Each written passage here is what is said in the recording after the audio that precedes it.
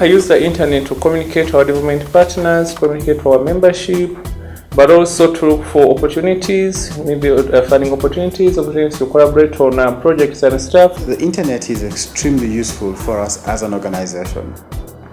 We run a website, we use social media platforms and new media platforms to advance our advocacy work. We also use internet for a lot of our research work because the world is at your fingertips. You can get literally everything you want online. My development work, coding and stuff all revolves around the internet. We use a lot of internet-based advocacy tools like YouTube, like Facebook and Twitter, because we know and understand that most people are now online. The vast majority of Ugandans, especially the youth, are now online. But I also use the internet for security, using the crowdsourcing maps to provide your type security to victims of freedom of expression, association and assembly.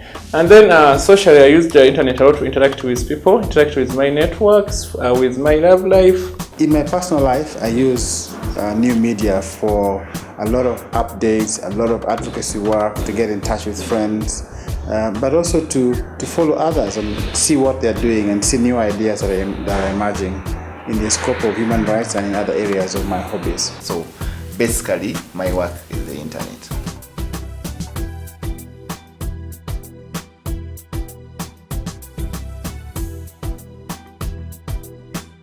By the time the shutdown was effected, I was using already a secure connection. So I was using the Net 8 kit, which provided me with a free encrypted connection over Wi-Fi. So I did notice that there was a shutdown until when I noticed that everyone wasn't online. Very people were not online. I tried to talk to people, they're not online. And then I got a phone call from someone that actually, can you help me? I can't access my Facebook, I can't access Twitter, WhatsApp is not going through. Then I turned off the Net 8 key to find out then the internet was blocked. For the time it was switched off, we were unable to reach the vast majority of our audience. We couldn't communicate, and most of our work went to a standstill because most of our work at iFreedom is basically online. It was more about mobile money and also about ATMs, because the ATMs also rely on the internet to work. So not very many people noticed that mobile money also went down and ATMs went down. So there was no money and I didn't vote. There could have been somebody in distress who could not access legal advice or legal services quickly, who couldn't reach out to us quickly as they would have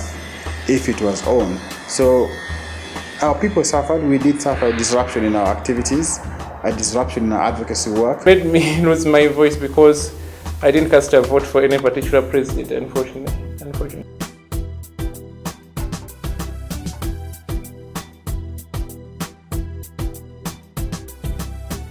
The internet community is a very fast community. So the movement of things is extremely fast. Everything is in real time. Everything is moving at supersonic speed.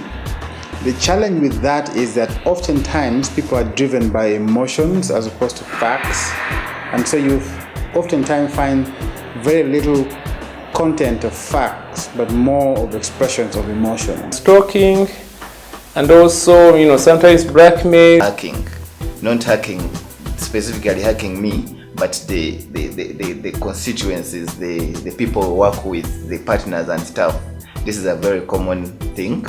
There's also snooping. The violence, blocking of all content, shutdown itself is the biggest challenge I've faced because it's not going to trigger a trend in the region.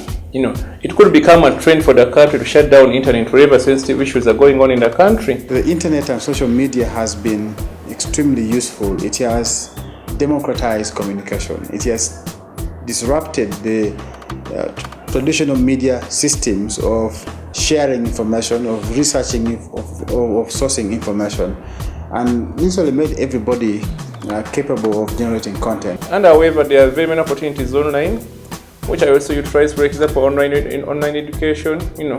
When I first started about web designing, It was an online course I did, which was free at homeandlearn.co.uk. I think that the bad notwithstanding, the internet has been extremely useful, and especially social media has been revolutionary.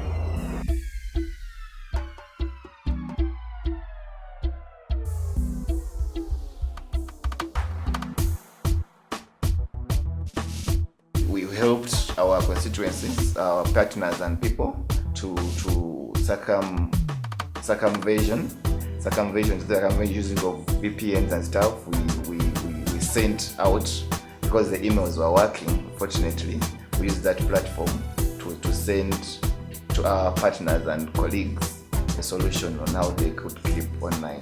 Links to Tor bundle, we sent out links to Siphon, links to very many various, various softwares and tools that can help us circumvent the internet. And in no time at all, many of our membership was already connected, and very many people were connected, because the message we sent out in SMS messages and also in emails said, if you download this link, at least share with 10 more people in your network. So that's how it all went viral, and everyone got connected back again, at least in our networks and in the of our membership.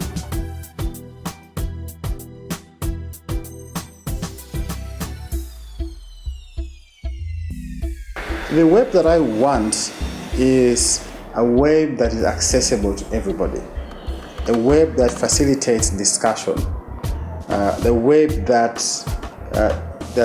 is used for a positive good.